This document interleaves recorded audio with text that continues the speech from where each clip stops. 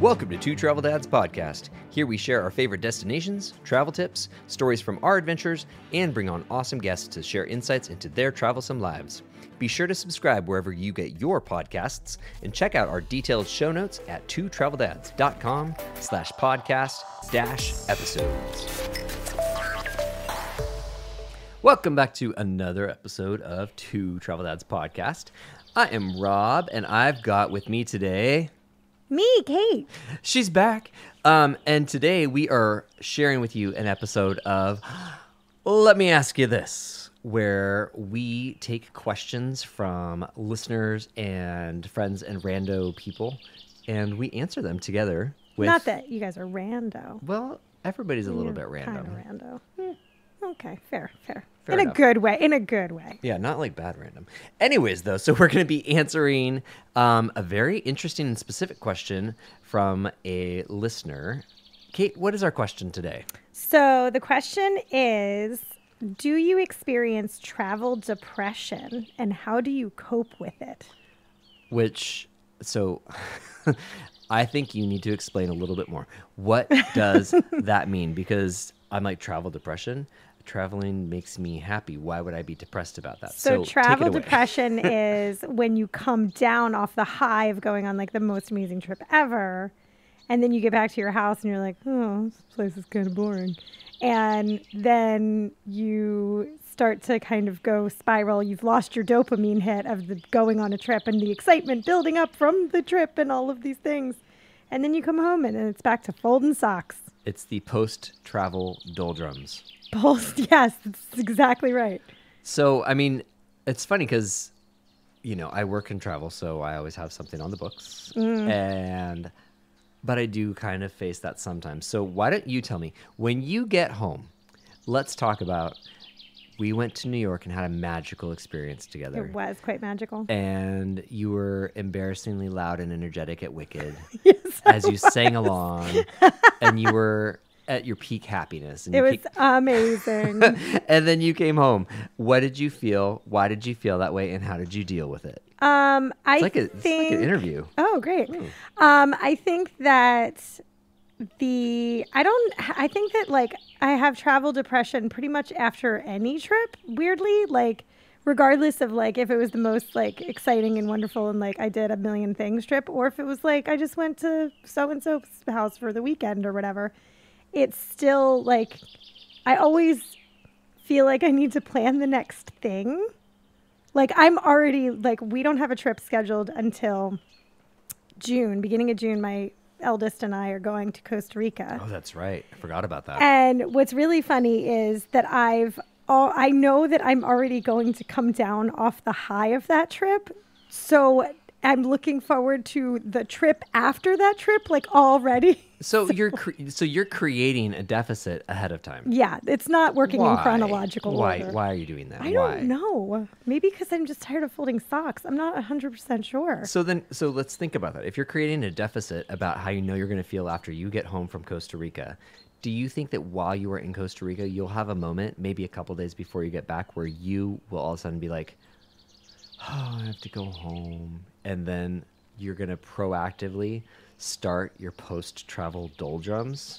No, because I go through no matter what trip I'm on, also I could be in like the Taj Mahal. Never been to the Taj Mahal, but I could be in the most amazing place ever. And I will 100% be like, I am ready to go home. I want to be in my own bed.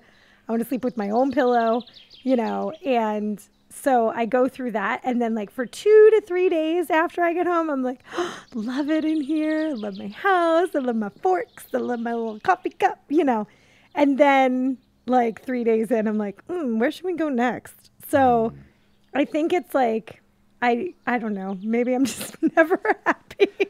It's like a roller coaster. I mean, that sounds like a roller coaster. It's an emotional roller coaster of travel. Well, so before we dissect that, I do have a tip for you. Okay, great. I love tips. That's why we're here. I write about this all the time.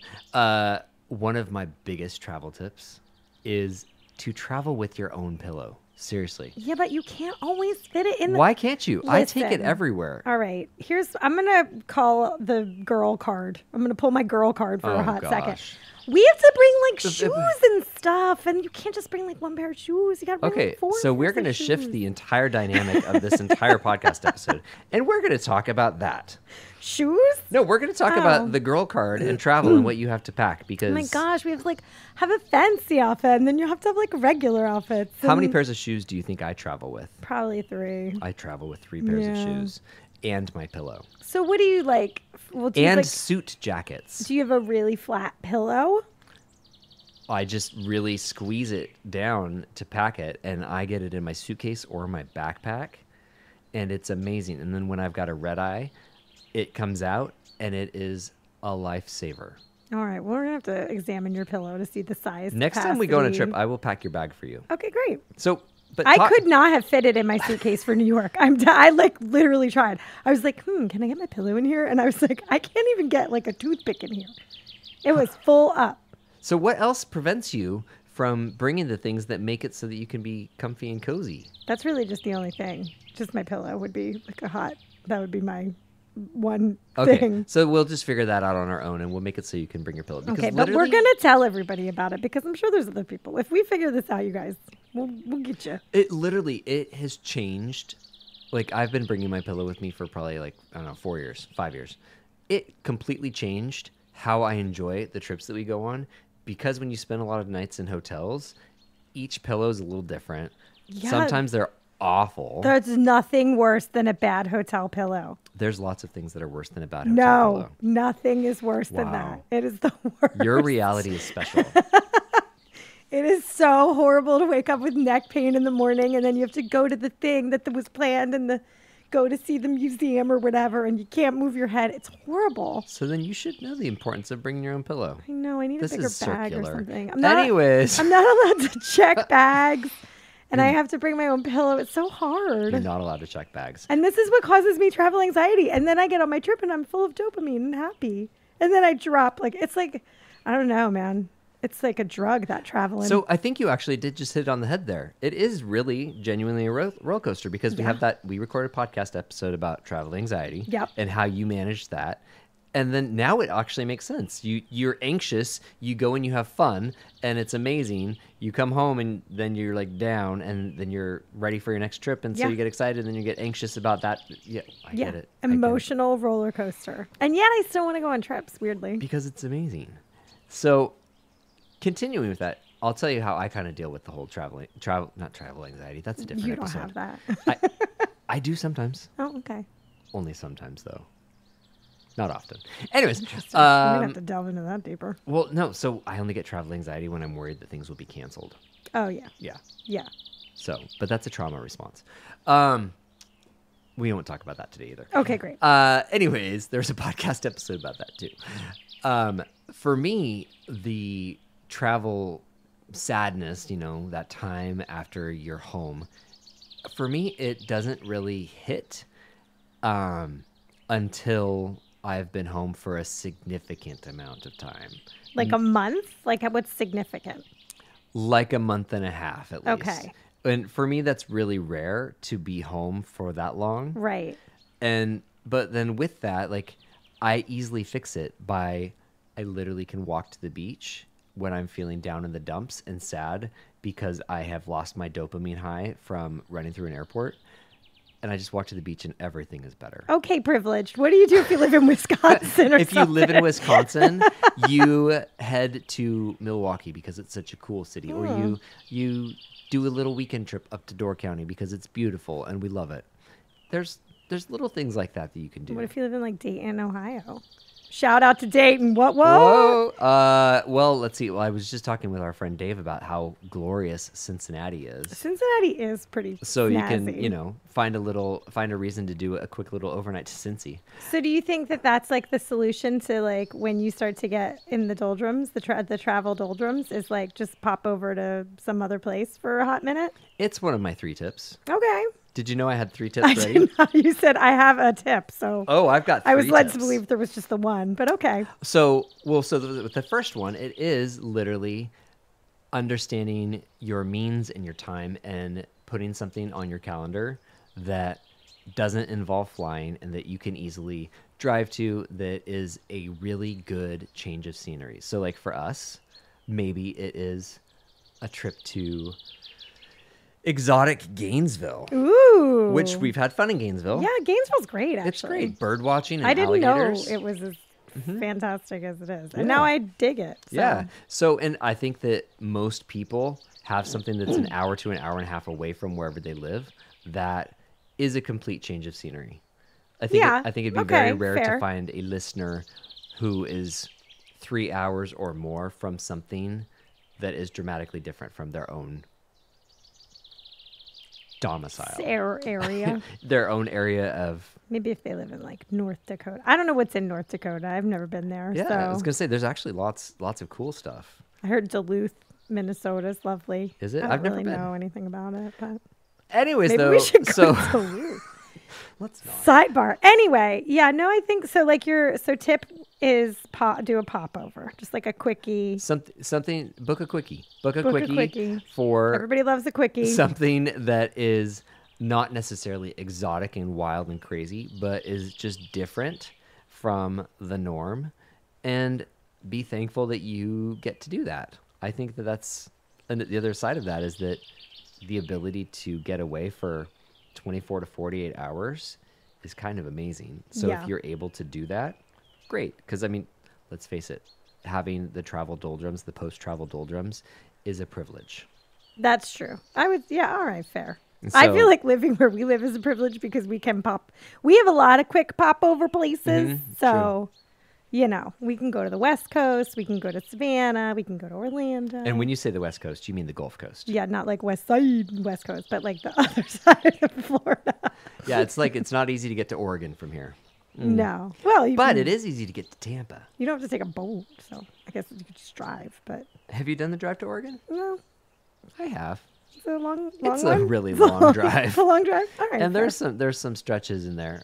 The people who live in the stretches to which I'm talking about might struggle to find something cool Oh, within they 3 need hours. they need a popover. They need a place. pop-over place. Just go to your friend's house for like the weekend. Be And the- like, we're gonna house swap for the weekend because I'm in the travel doldrums. Yeah, no, you could totally have like the holiday Oh, just in your own town. I love that movie. Yeah. That's a great idea. And you never know. You never know who you'll meet. Right. Or just book that trip to Duluth. I'm saying. Oh gosh. To get you away from that, how about my second tip to break the travel doldrums? Okay, great.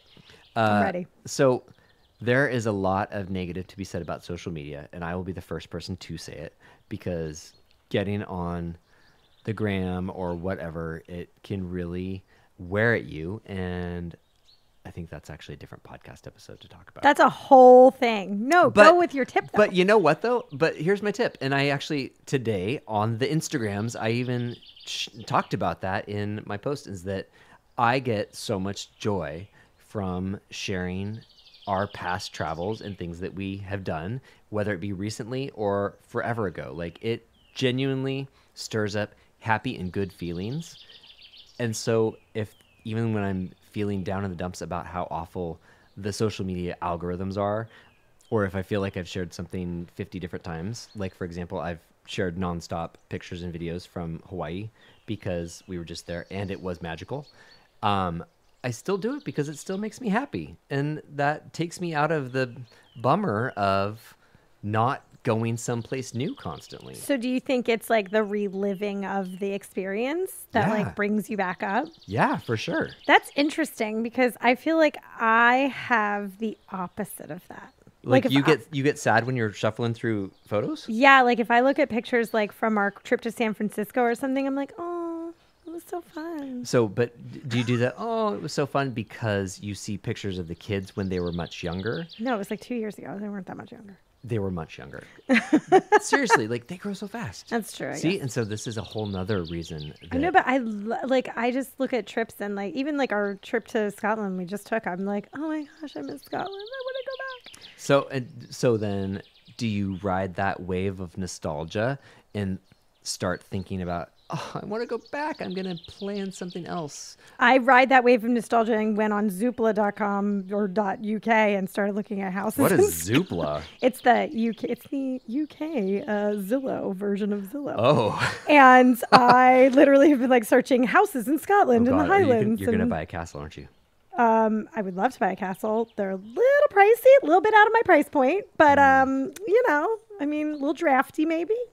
Yeah, a little mossy. A little mossy, a little bit. Let's but like then also I'm like, you know, it's funny because my husband Brian is also very like, oh my gosh, let's move to Scotland. Like he would move tomorrow to Scotland, weirdly. And I'm like, okay, well, we can't really move to Scotland. So we have to, but he kind of goes through the same thing. Like he looks at pictures and he's like, oh, I miss Scotland. Which is totally okay.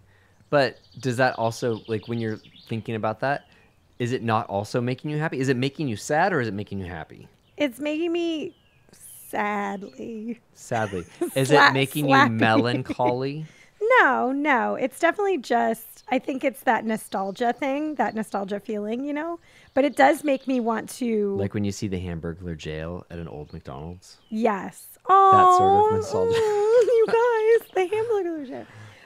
Or like Grimace on anything. I was so excited when he made a comeback. But anyway, but you know, I think it's like, well, so when we started jonesing for the Scotland trip, then I was like, we're going to the Keys. We have to book it. Let's do it. So we booked a trip to the Keys, even though like Costa Rica is before the Keys. I'm still like more excited about the Keys than I am about Costa Rica, or I don't know. Well, which because one. with that, because you can think back to those wonderful memories you have from previous time in the Keys, and you can be like, this is something I've got to look forward to. I know what is in store, and you know what's in store. You're stoked. Costa Rica, I think, has a little air of mystery. There are monkeys. There are monkeys. And toucans. I don't know how that's going to work out. And sloths. I've heard things about monkeys And bullet ants. I don't want that. Nope. That's going to be a hard pass. I don't want any part of that. Well, so now, then let's not I'm going to Google. Let's not talk about that. No, so when Angie was down there a couple months ago, she got bit by a bullet ant. She threw up 2 minutes later. No. Anyways, Costa Rica. Yay! Jeez, oh nuts. So I think this is a happy travel story. Yes. So anyways, though, with that, I think that with your upcoming Costa Rica trip, maybe the reason you're still maybe a little bit more stoked about the Keys versus Costa Rica is because, you know, you talked about the whole travel anxiety bit, right? I know what's to come. You know what's to come with the Keys. Oh, that's a good point. And you have a fair dose of uncertainty with Costa Rica. That's true. And even more so now that I know about the bullet ants. Well, so, sorry. You know. I'm helpful. It's fine. I would rather be warned than not. And there you go with your signature phrase. It's fine. It's fine. It's fine. I say it's fine a lot. So yeah, I mean, I think that the whole reliving things through photos and videos and letting out a little bit of creative juices with your memories is a helpful way to manage the downs of being back in the 9 to 5 or 9 to 2 or whatever it is you work. Or whatever Dolly Parton was singing about. I know. Here is, well, I have a tip. Do you want to hear my tip? Was that 3? Did we get to 3? No, I still have one more, but I want to hear yours. Geez, what's yours? My tip is to write about it. Oh, hey, I do that. Yeah, but like I was sitting here thinking while you're talking, it was like, well, you get to relive it when you write about it. And then you like think of things that you were like wouldn't think of necessarily when looking at photos. And you try to like incorporate, so like tell your story, journal it. People love journaling these days. Journal about it. Totally. So once upon a time when I used to make purchase thoughtful gifts and make gifts and stuff like that, I walked down to Pike Place Market in Seattle and I went to like the leather pop-up stand in the market and I got Chris Taylor a really cool little leather bound travel journal. Oh, nice. That was like handmade in the market in hopes of him using it to, and this is not bad mouthing Chris, in hopes of him using that to document like his fun travel stories. And this was long before like the blog. And that was not his jam. That was not something that worked for him. Interesting.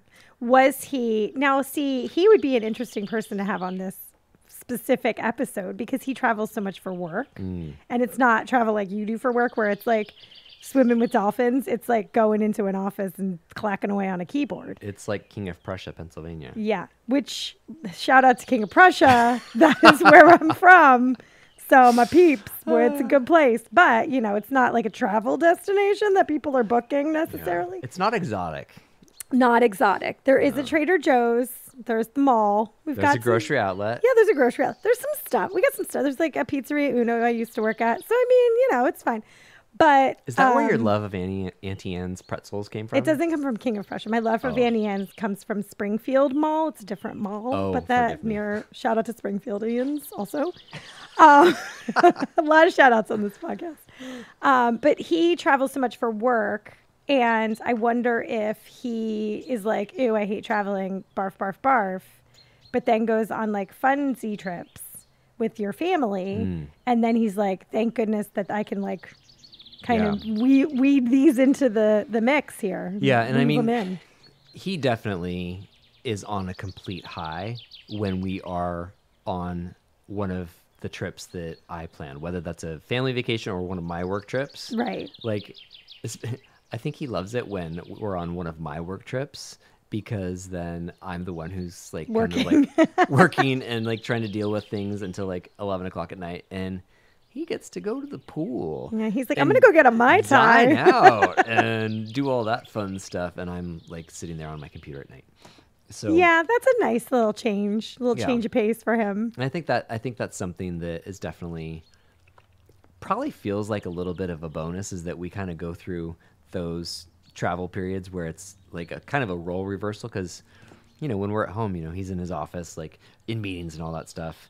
And then it always sounds like I'm having tons of fun up here recording podcasts and jamming out to my tunes. Tons of fun. What are you talking about? But like also like I'll blast my music while I'm editing photos and making videos. It's true, right? It's a dance party. And I get so my little creative studio here probably sounds a lot more fun. And I think there might be underlying, I don't want to say jealousy because I can't speak for him.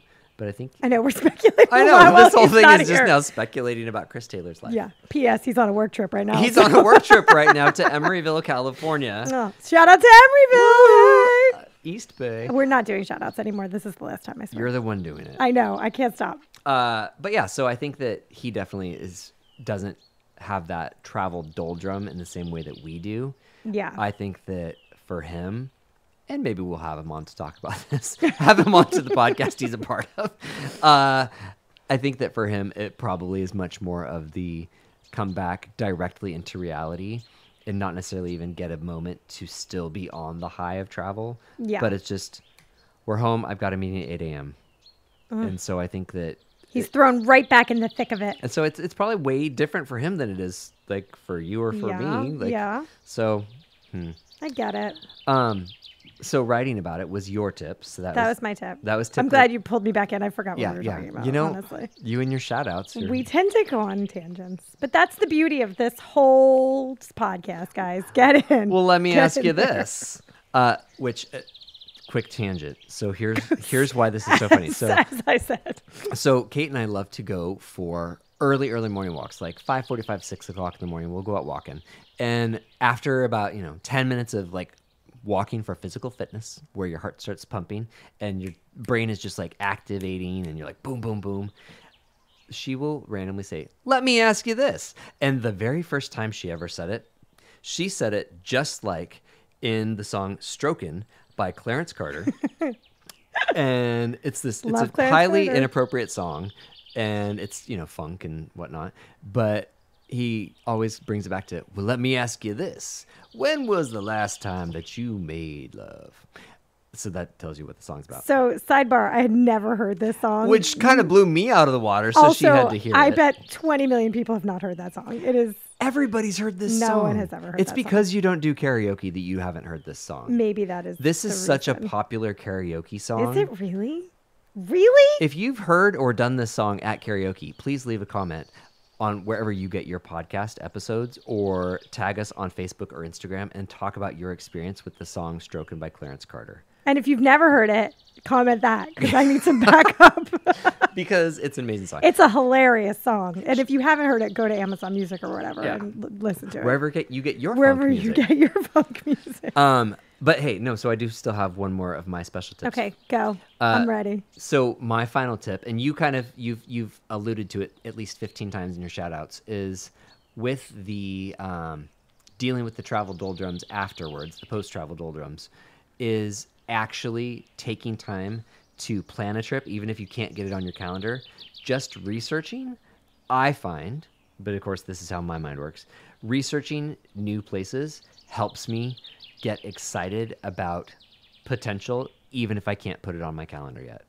So, for example, Peru that we're going to in 2 weeks, that started with just me researching, and then Chris was researching, and he found something on Instagram. He's like, oh, this is cool. And so we started researching more without the intent of even planning anything. And then we're like, why don't we? And we started to talk about all the different things that we could do. And then I said, well, if we're going to talk about this, let's just do it. And so we used miles, got plane tickets, and voila, now we're going to Peru. There you go. So that is, I mean, it's a long game. Sure. Research is a long game for sure, but it really was helpful, especially when we first started to talk about it. It was when I was just down in the dumps with life anyways, because, you know, my life is a roller coaster too. Yeah. Emotional roller coaster. We're all in it. Okay. We're all living through 2024 and the last 5 years before it or whatever. So. Yeah. But yeah, so now we're doing that, and I'm happy. I'm excited. I'm so jazzed to record podcast episodes about it afterwards. Yeah, I can't wait to hear about it. I'm very excited about the Peru situation. Yeah. So, I mean, that has been a huge thing for me back when I was in that moment. Not necessarily doldrums related to not getting to travel at the moment, but just like kind of like a sticky spot in life.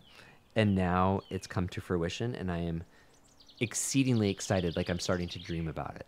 Wonderful. Like actual, like vivid dreams. Ooh, vivid dream. Oh, vivid. It's kind of creepy. I would agree with you 100% because I've been looking at trips to Italy because we want to go to Italy in 2025. Ooh, where do you want to go? Everywhere, all of Italy. So Just be more really specific. cover All of Italy. The whole of Italy. Girl. I want a road trip from Cinque Terre to Sicily.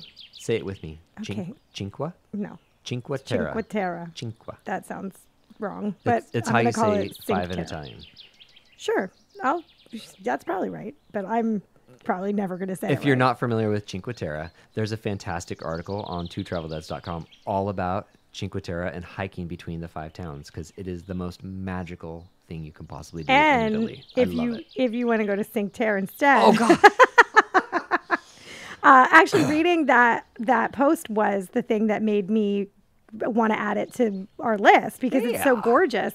And it's like just up in the mountains looking down on the sea and just pretty, pretty, pretty. So since you've got a little inspiration there, then start just researching Liguria, like that region of Italy, and you'll find that besides, you know, the 5 picturesque towns, which, gosh, what are they?